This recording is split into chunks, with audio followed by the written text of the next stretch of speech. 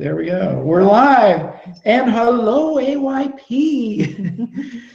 You have joined us for our live broadcast, and we have our guest, Mr. Robert Holmes. Bob, how the heck are you? So where's the audience? Say hello. I can't see Say hello them. to AYP. They're out there. You touch your screen, you'll be able to reach them. They're looking at us. So, Bob, how are you today? Good. Sort of.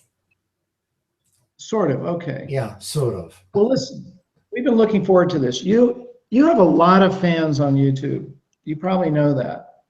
And so we thought, let's give them a chance to ask questions of you directly. And so why don't we just jump into that, and then we can talk about whatever we want to talk about after that. How's that sound? Good. Sounds good to me. Now, I have the capability, if you want me to bring up, I have your photo shelter set up here. So if you want to refer to a particular photograph, we could probably bring it up. Otherwise, we'll just... Or if you do, bring it up. Yeah, okay. Well, one of us. Otherwise, they get to see our shining faces.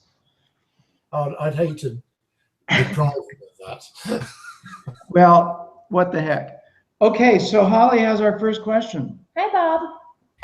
Hi, Holly. There she So is. our first question is from, I'm going to butcher the name, but Thea Saw, and she asked, how do you manage your time when you're in photography trips? Do you usually get up before sunrise and stay until after sunset? Thanks for the advice. Yeah, it's time management's a problem, but there is no free time. I'm up before dawn, and I don't eat until the sun's gone. As soon as the light's gone, then I can eat and try to relax. Go and do the same thing next. You know, everybody thinks that for professional photographers have the luxury of all the time in the world to keep shooting and going back, and that used to be the case. I used to get, with Geographic, there were 3 and 4 months assignments. With some of the travel magazines, there's a magazine called Departures that I worked for years. I did a lot of cover stories for them. It was an American Express magazine, and they would give me 1 month assignments. Now you're lucky to get a week. A week's a luxury if you get an assignment at all. So you really have to jam and cram as much in that week as you possibly can. So they're very, very long days. It's not all fun. It's not a picnic. You don't take in the middle of the day, you don't take long naps and go shopping? Yeah, I wish. There goes that dream. Well, I don't know about the shopping, but the naps would be nice. All right. So sometimes I come back and sit in front of my computer editing and fall asleep while I'm editing. You know, my hands go on the keyboard. You know, I'll come to and I've gone through pages of stuff. You're so tired. our next question is from Elias. He says, what was the most challenging travel shoot you have ever done and why? I think that's fairly easy. The most challenging one I've ever done was in northern Canada, a place called Prince Rupert.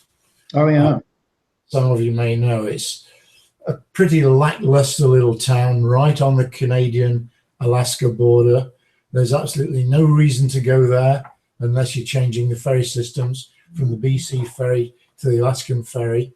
And the PR people, who were great, I really liked them a lot, but they persuaded Islands magazine that it was worthy of a feature story on Prince Rupert.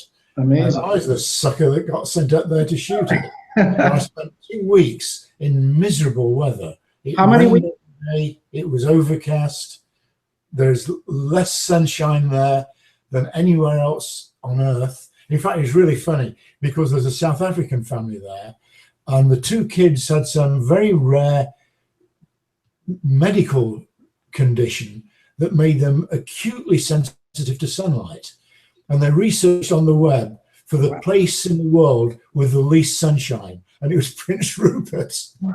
And they'd moved to Prince Rupert just because of their kid's condition. I think it's the only time I've ever called an editor from the field to say that I didn't think I could complete the assignment. And it was why was the the assignment so long? What was going on there that you needed 2 or 3 weeks to do it? well, not a lot. It's the weather. Oh, okay. It's just unbelievably bad weather. Unbelievable. So you just had to wait out, like I had to wait it out and hope there'd be a few breaks. There's a big temperate rainforest there, so I got lots of good shots of temperate rainforest. Wow. The conditions were ideal. It was overcast. The greens were very saturated, but you can't do a whole story with photographs of rainforests. Really? Yeah, and I finished up some photographs in the story, photographs of people wearing slickers, walking down the main street, looking in rain gear shops. There were so many shops selling rainwear, and I made that the story basically. But, That's amazing. it was tough. There's a story about there's a geographic photographer years ago working, I think it was in Mongolia, and it was in the days before the internet and easy international phone access, and he was getting desperate because the weather was bad there and he wasn't getting the photographs. He spent 2 weeks waiting to get a phone call through from Mongolia to DC to talk to Bob Gilker, and eventually he gets through. Bob Gilker picks the phone up and says, "Yes, what's the problem?" Gilker was very, very gruff. And this guy tells him, he said, "I want photographs, not weather reports." Click. Hangs the phone on him. He spent 2 weeks to get that. not a sympathetic editor, I gather. Well, that's the truth. If you're being paid to go and shoot, they want the goods. And it's worrying. It can be. Why did I get myself into this mess? But you've got to come through. You've got to think on your feet and get the story. That's the secret of staying in business a long time. Okay.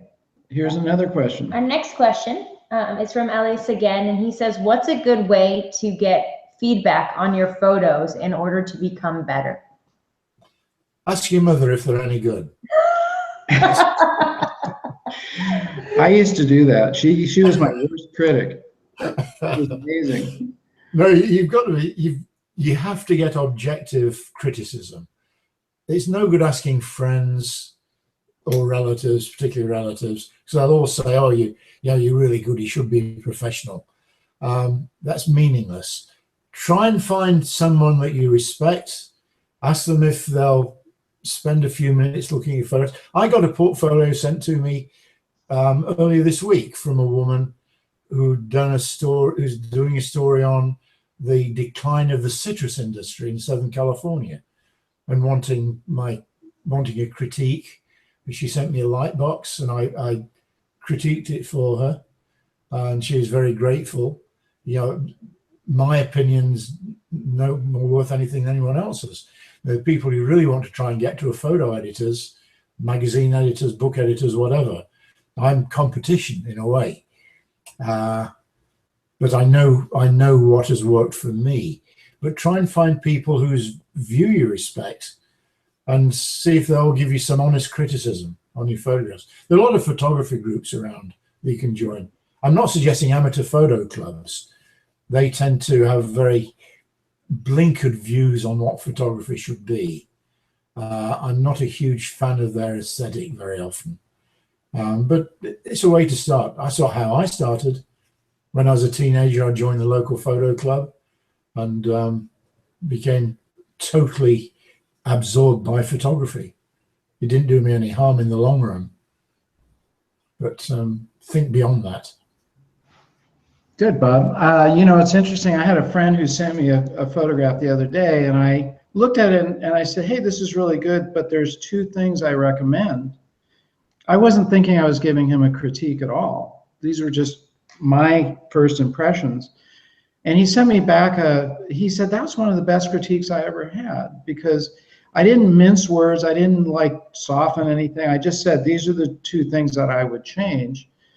But they were very specific. And I think that's also really important with critiques. If you just get, "I like it" or "I don't like it," it tells you nothing. You need to go under the hood, right, to see what. Yeah, I find it very difficult because I don't want to discourage people. I want to encourage them to take photographs and become better photographers. And after all, it's only our opinion. Exactly. For whatever our opinion's worth.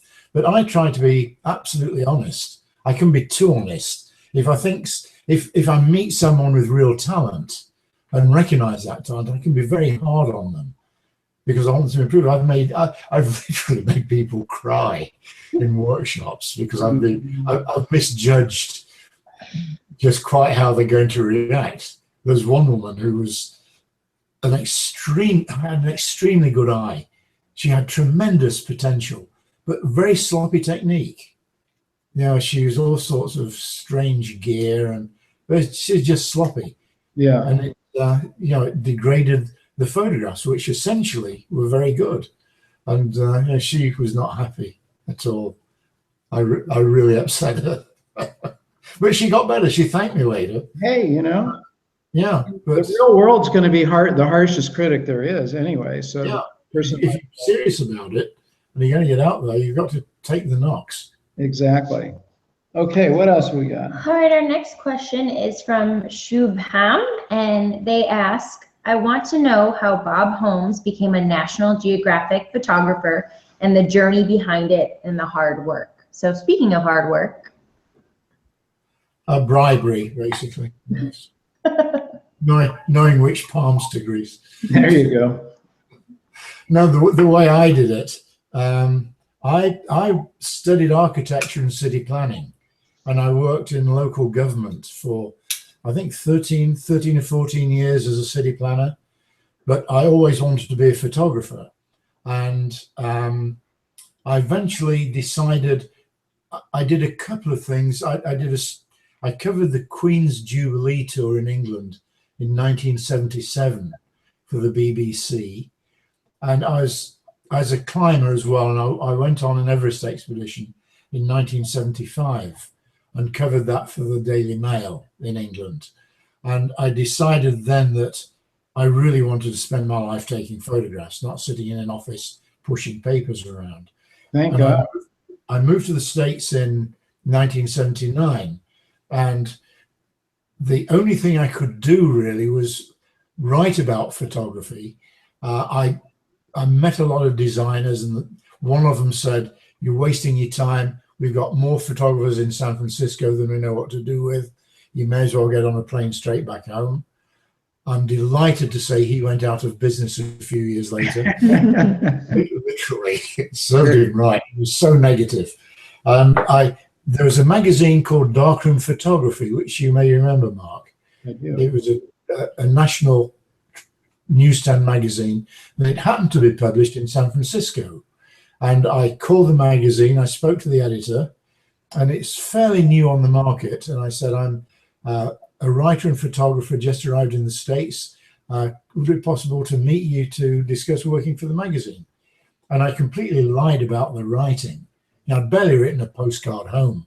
I wasn't a writer at all, but I wanted to get my foot in the door. And I happened to know Ansel Adams fairly well. I'd stayed with him once. Well, the very first time I came to California.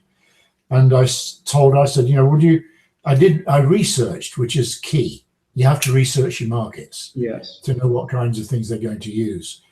And I said, would you be interested in an interview with Ansel Adams for your Masters of Photography piece in every issue? And she said, yeah, we've been trying to get him to do something since the magazine started, but we can't put him down to doing an interview for us. And I said, well, if I can get one, would you be interested in it? She said, oh, yeah. So, get out there and get it for us. And she thought, yeah, fat chance, we're never going to see him again. I got home, I called Ansel, he invited me down to Carmel, just, where he lived, just up the road. Yeah. Big Sur, overlooking Point Lobos. Yeah. I stayed with Ansel for a couple of days. I took a bunch of photographs for him, and she put me on the masthead of the magazine. She was so impressed. And, interviews are straightforward because you don't really have to write. Right. The person interviewing, that's right. Right. So you just have to come up with semi-intelligent questions. Reasonably intelligent questions. Yes. And I did that. Brett Weston, I did a whole bunch of West Coast photographers.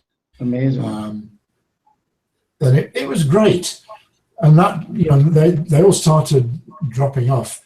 Bill Brandt in England I did, Brett Weston, Oliver Gagliani, who's in San Francisco, a great underrated photographer. And after I'd done a few of these, I thought, this is ridiculous. I didn't come to the States to write about other photographers. I came here to be a photographer. And I thought, well, how can I parlay this into something useful for me? And I suggested to her that I interview some of the people behind photographers, some of the people that make photographers, such as the director of photography for National Geographic, for example. And she said, oh, that's a great idea. Why don't you see if you can do that? So I called Washington. I spoke to Bob Gilker, who was the director of photography at the time. I spoke to his secretary, and she said, well, Mr. Gilker doesn't normally do interviews. He's so busy. He has very little time, but I'll ask him, and I'll get back to you if he's prepared to do it. 2 weeks later, I get a call back from her. He said, you know, Mr. Gilker has agreed to do an interview. Just let me know when you're going to come over to Washington. So I immediately booked a ticket to DC. I got a portfolio together. I interviewed him. And it was a great interview because he spoke so beautifully. I didn't really have to edit it. Yeah. And at the end of the interview, I said, and would you mind if I show you some of my work? And he rolled his eyes. I've got the biggest Rolodex of photographers in the world here. I said, no, I really don't need to send any more photographs. But he begrudgingly looked. And I said, well, I've got a few story ideas as well. And I told him my story ideas. And he said, well, leave it with me. If I think anything's worthwhile, I'll get back to you. A few weeks later, I got a call saying I got an assignment to go to Pakistan, to Holmes in Pakistan. Wow. And he told me, years later, he told me that he wasn't impressed with my photography, which is okay, but nothing remarkable. It was solid, you know, it's solid photography, but it didn't go beyond that. He said what impressed him was the fact I got through his door. He said nobody gets through his door. He said I'd engineered a way to get into his door. And he said if I could do that, I could handle a geographic story. Because half the success in the business is opening doors. It's not taking the photographs. It's getting to the place to get the photographs. Do you guys listen to those words? Those are, he speaks sooth there. That's It's a great story. That's an amazing story, Bob. Sooth. He's our wise man here. You know, we are getting a whole bunch of questions, it looks like. So I'm going to interject an ad here for a moment. This is this is advancing your photography, you guys. And our featured photographer of this book is Bob Holmes. Can I ask you my own question? I think you've answered this on camera before, but somebody brought this up recently. Can you give us, one of the things you mentioned in here is find a punctuation point. Can you give us a kind of a easy understanding of how you do that? How do you find that punctuation point? Here's an example. I don't know how well you guys can see it, but this is in Cuba. In the ballet school. Yeah, here we go. It's the National Ballet. There's a punctuation point. Yeah, So that specific photograph, I love the geometry. I love the graphic geometry of the scene. yes, It was like a Mondrian painting. Yeah, I'm very interested in modern painting.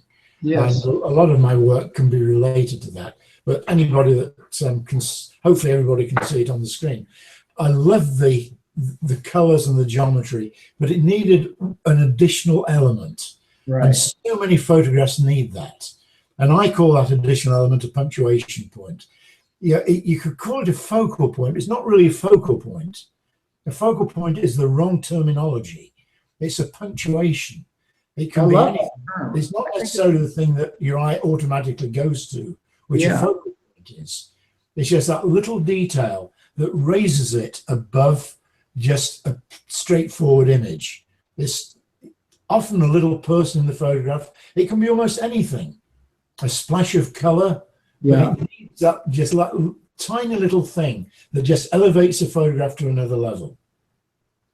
that's beautiful. Okay, we have another question here. I like this question just because it's about your future. What are your future photography goals? What are you trying to achieve today with your photography? Can they see me? Yes. Do they realize how old I am?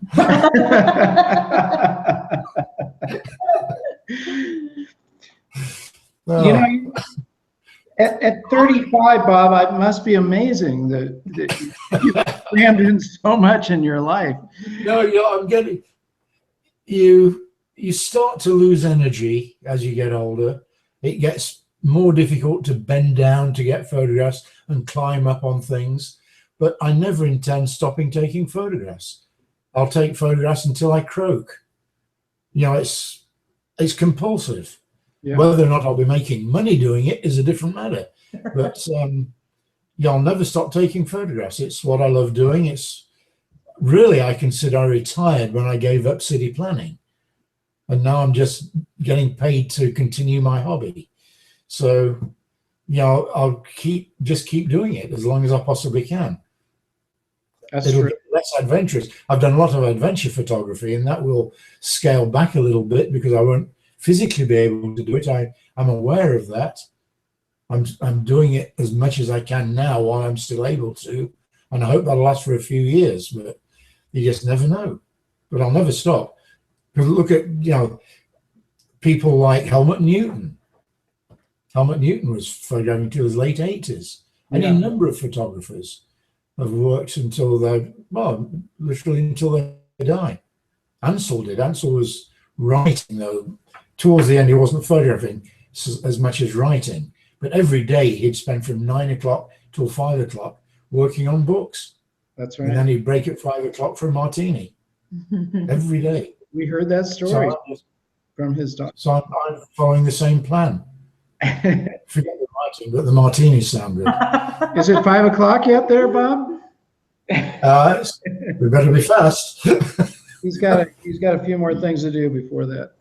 The next one is a commentary and a question. It says, from Dale, Bob's back and he's fantastic. Do you think he could hold one of his international workshops in the northeast of England? He'd love it. Loads of pollution, grime, and poverty. Not too far to travel either. Yeah, I know. Yeah, I actually up around Newcastle. It's a great area. And listen, just outside Newcastle, the Cleveland Hills, you know, Adrian's Wall to the west. I'd love to do a workshop there. I don't know that we'd attract many people, but yeah, I went back to England for the first time last year in 15 years, and I loved it. It was great, and I really miss the light there. I miss a lot of things about it. My favorite place to shoot landscapes anyway is Scotland. Scotland is fabulous, and Newcastle's very close to Scotland. Yeah, Dale, I hope you're listening in there because he's talking about your country there. Well, he has another question for you. My country. Bob's country. Although we've made you a Californian. Wow. Well, so, Dale asked, why did you hang on to that accent, though? He said, why did you move to the States? And most importantly, how does the fish and chips over in the States compare to home? He says it's an important issue to the Brits. I moved here because of a woman, as a lot of Brits do.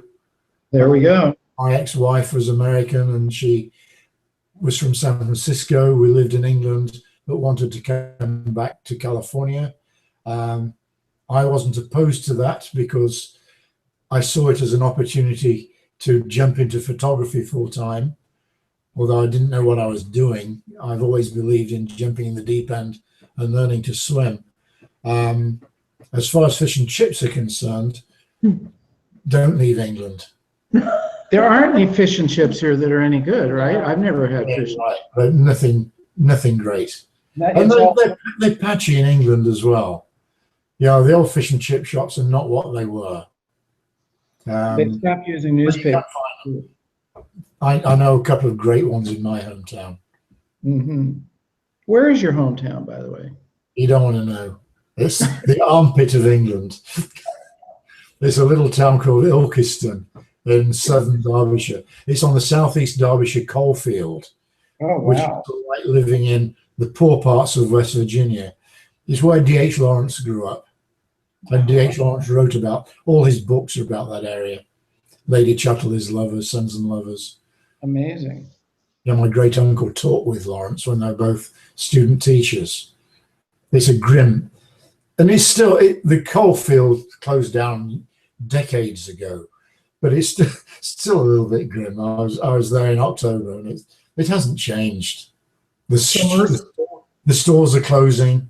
You know, the vacant lots and boarded up windows, but it essentially hasn't really changed. So living in Marin County is like the Garden of Eden by comparison. It's just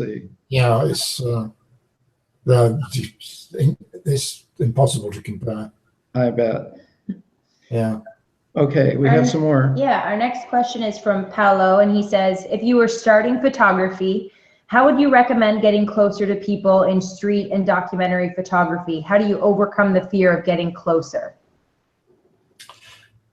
The simple answer is just do it. Yeah. The more you do it, the easier it becomes. Yeah, the worst that can happen is that people will say no. Unless you're in Detroit and they'll shoot you. In most places, the worst that can happen, I've never really had any problems. Most places, most people are open to being photographed. You have to do it with respect. You have to smile a lot.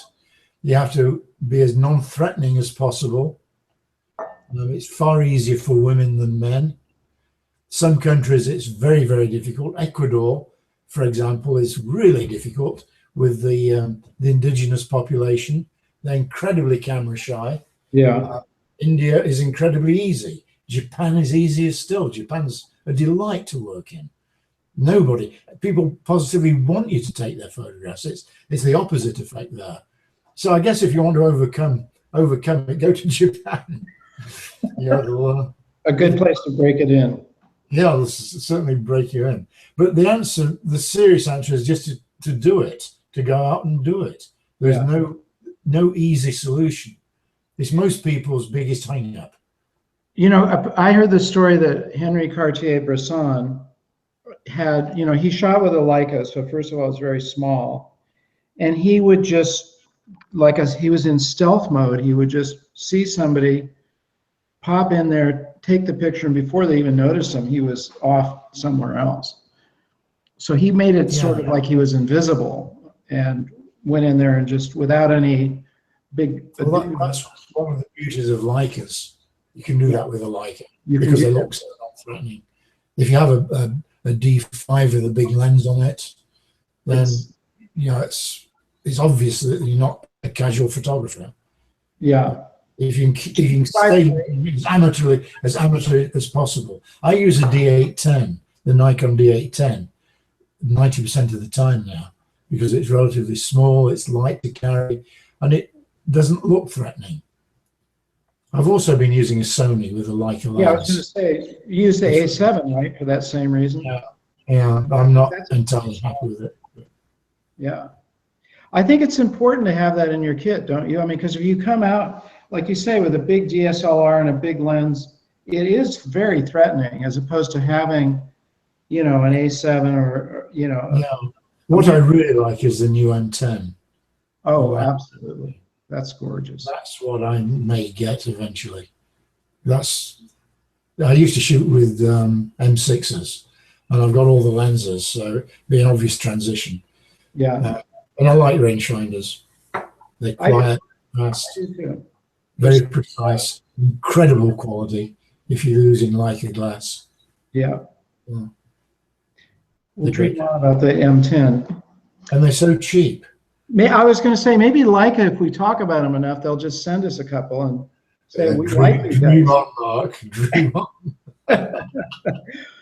One says Bob, one says Mark, and we want you guys to go out. Price has come down.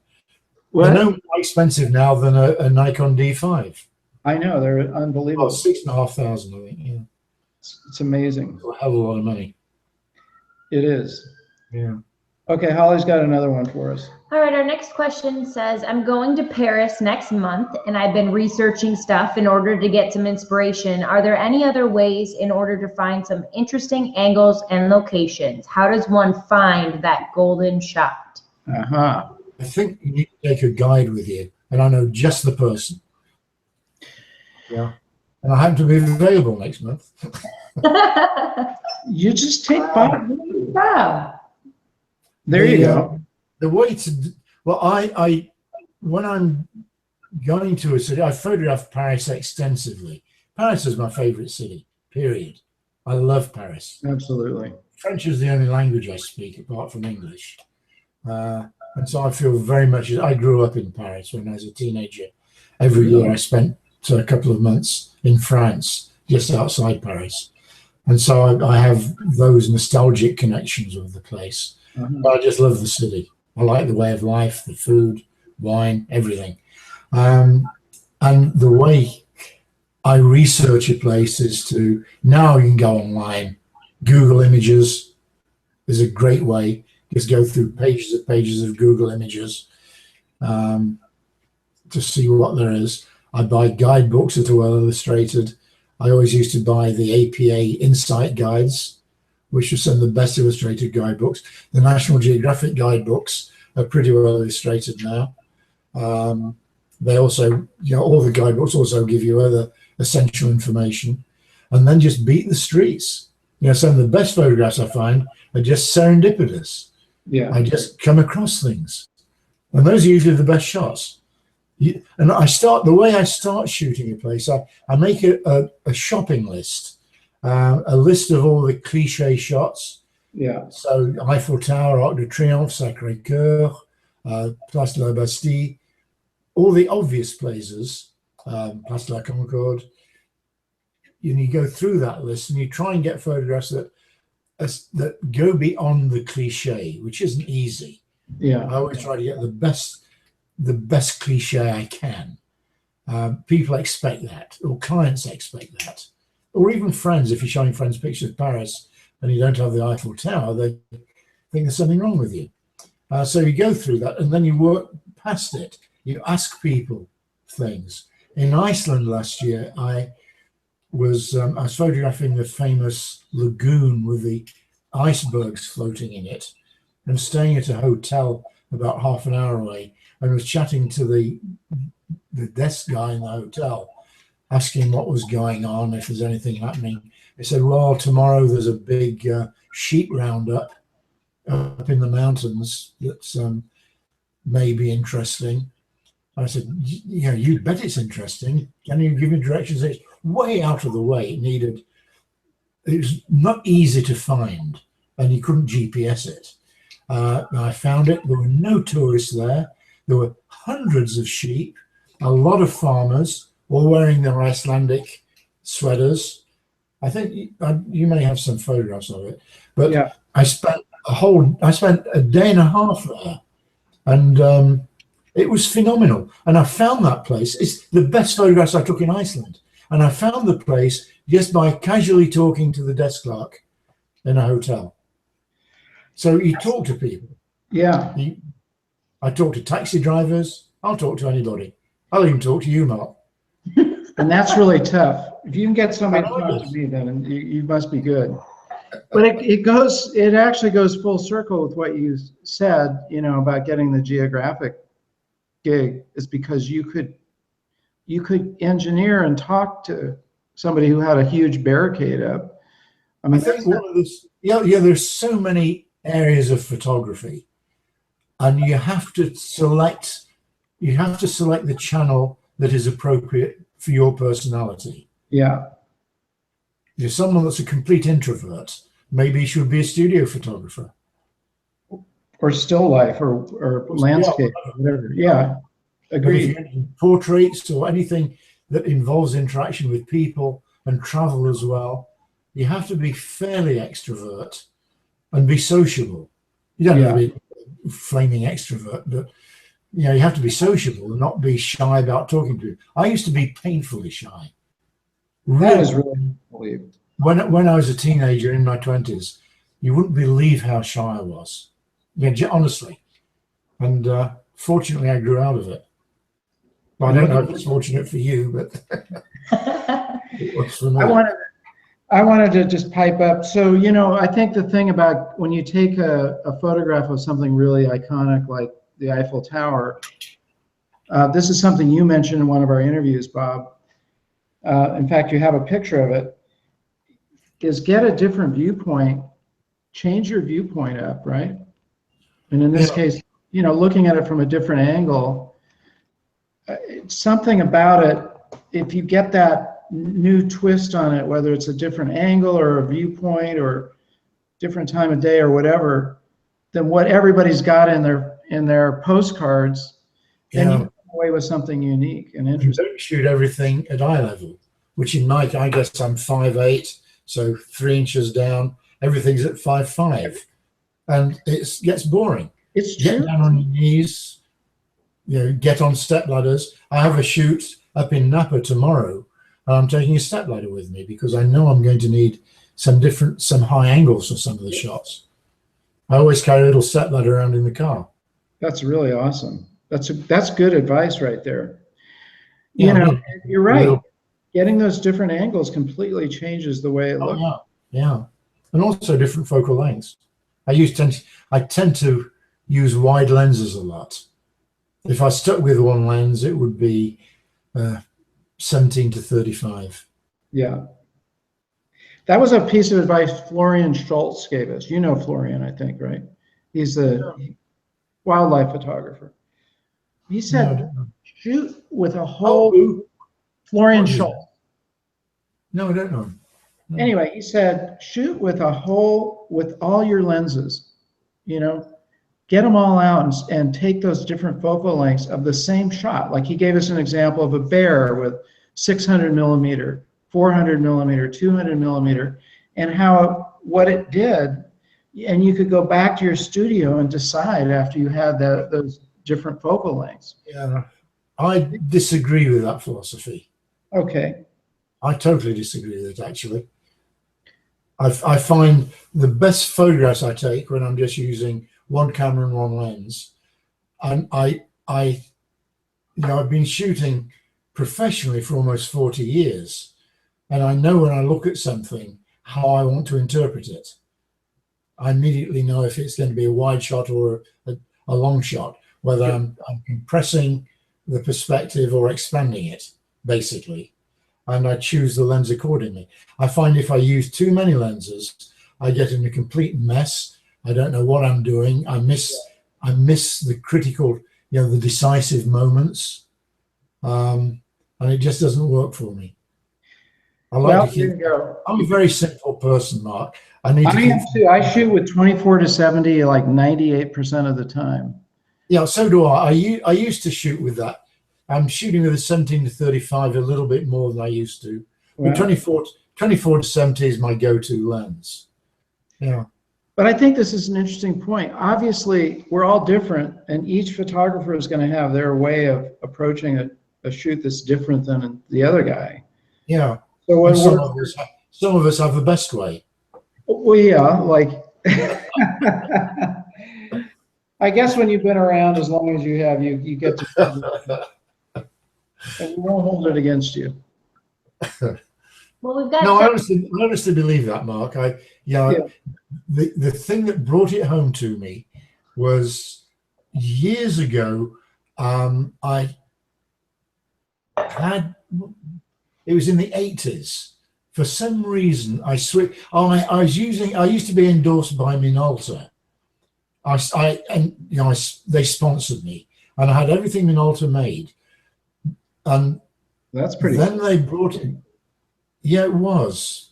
And then I had a lot of problems with 2 of their cameras, and it took them forever to repair them. So I got an assignment in Japan, and they sent me off with a new autofocus camera that had totally different lenses. And I had one camera and a couple of lenses, and it was one of the best shoots I ever did.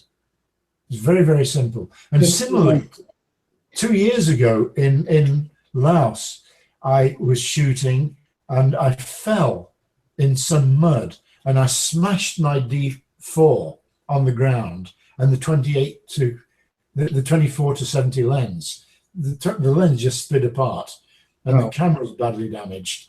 And I was left with one camera and my 17 to 35 lens. And I was hiking up to a remote hill tribe in the mountains on the Chinese border. And that was one of the best shoots I've done recently. You know, and I had the minimal amount of equipment because I had nothing to distract me. That's amazing. You know, I could just focus on the images. I used to shoot with a Leica M2 with a 35 millimeter lens. And what you learn is your feet become your if you want to move in tighter, you move in tighter. If you need to pull back, so you're moving according to what is demanded by the shot, not by the equipment. Yeah, absolutely true. Yeah. Okay. In fact, it's a good exercise to do that occasionally. Just go out with one camera and one lens and see what you can get.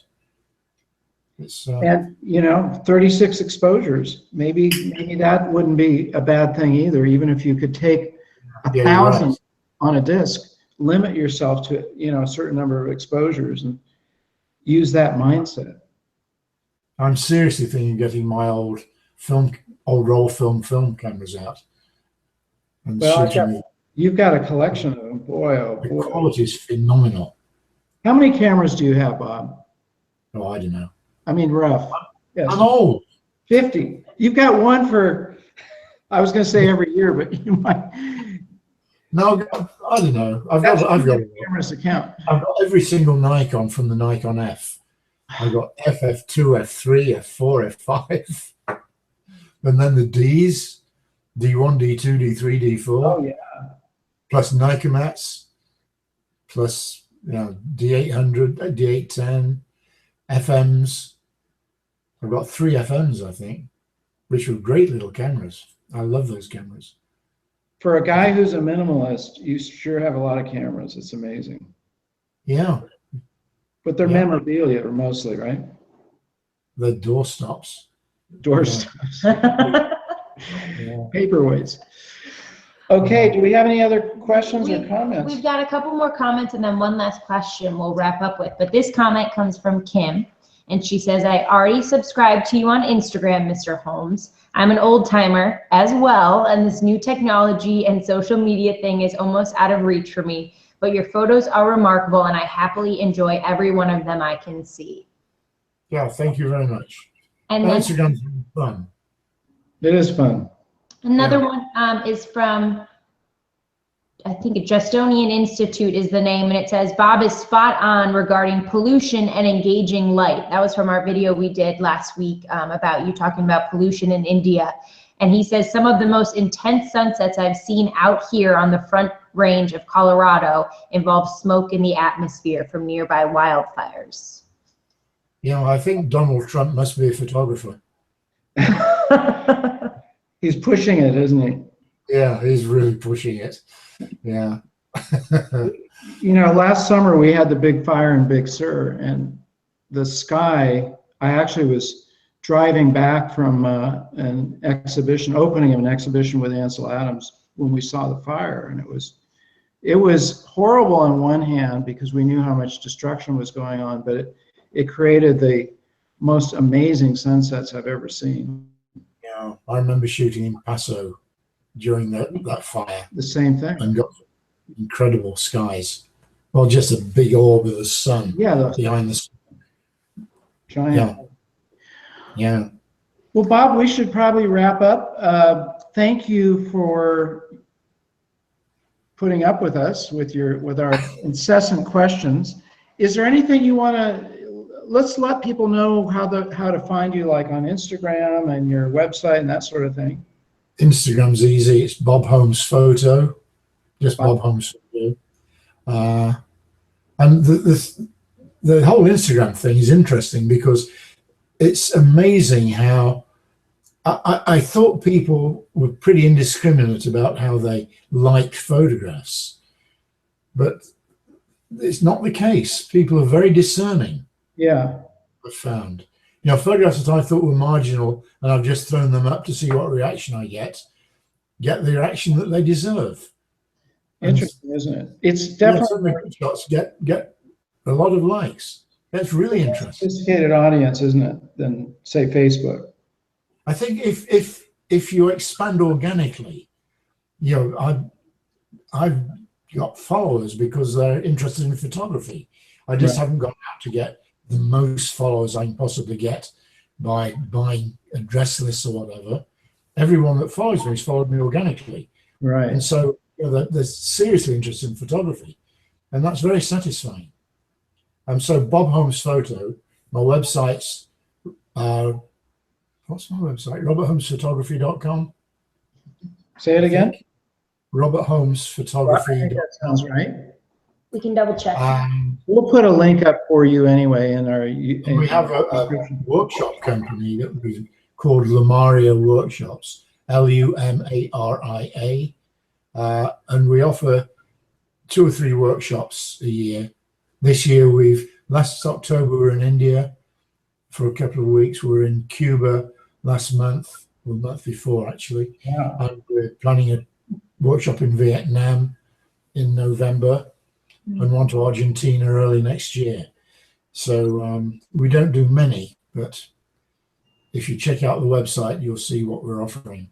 So some of you lucky folks could maybe join Bob and get to see 24/7 Bob Holmes. Oh, don't scare them off. Sorry. And you're coming to Carmel in June, right? We'll have to get together. Yes, I'm down on the 27th. Let's plan to do something. Yeah, I'd love to. I can come down early, actually, Mark. Oh, let's do it. Okay, you guys stay tuned. I have a shoot on I might be down on the 26th, but I have a shoot all day on the 27th. So I think I'm coming down on the 26th. I can get there early. That'd be And stay fantastic. through the 28th.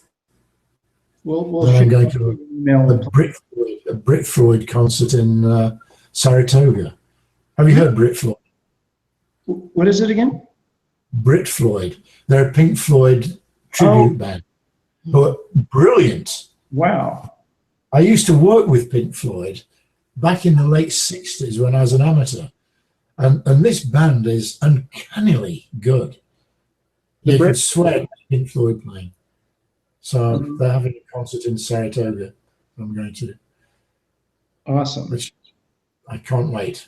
That's exciting. Well, Bob, thanks for joining us. And you guys out there, I hope you paid attention. Watch his other videos because we've got a bunch of videos with Bob. We'll actually attach the playlist. If you're not familiar with his work, you can become familiar. And buy the book. Buy the book, Mark. And the book, here it is, Advancing Your Photography. This was inspired by many interviews I did and a lot of what Bob and I had talked about. It really is a complete manual that you can carry around. It's the size that you can put in your camera bag and refer to often. So you can go to our website. Actually, we'll have a little thing up here that'll guide you to the book so you can check it out. Worth every penny. Thank you, Bob. Okay, and tune in next time, you guys, for more tips. And until then, remember to get out and capture your own images of life. Take care.